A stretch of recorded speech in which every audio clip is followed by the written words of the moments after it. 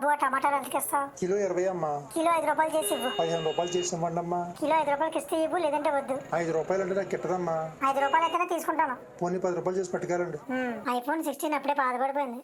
దీన్ని పక్కన పడేసి ఐఫోన్ 17 ప్రో తీసుకోవాలి. ఎప్పటికప్పుడు అప్డేట్ అయితేనే మన స్టేటస్ పెరుగుద్ది. మేడం చెప్పండి, ఏం కావాలి? బ్రో ఐఫోన్ 17 ప్రో ఉందా? ఉంటే ఇవ్వు. సరే మేడం. ఎంత?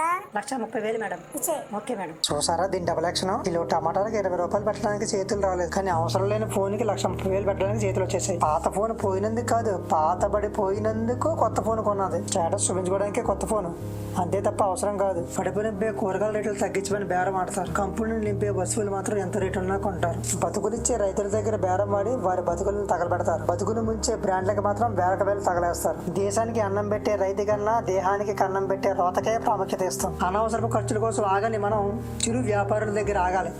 ఆగి వారి కళ్ళలోకి చూడాలి. నిజాయితీ కనబడితే అడిగినంత ఇవ్వాలి. ఆశ అయితే అడగరు కదా. కొంచెం ఆలోచించండి. తక్కువ రేటు ఉన్న వస్తువుల దగ్గర బేరం ఆడి చీప్ గా బిహేవ్ చేయొద్దు.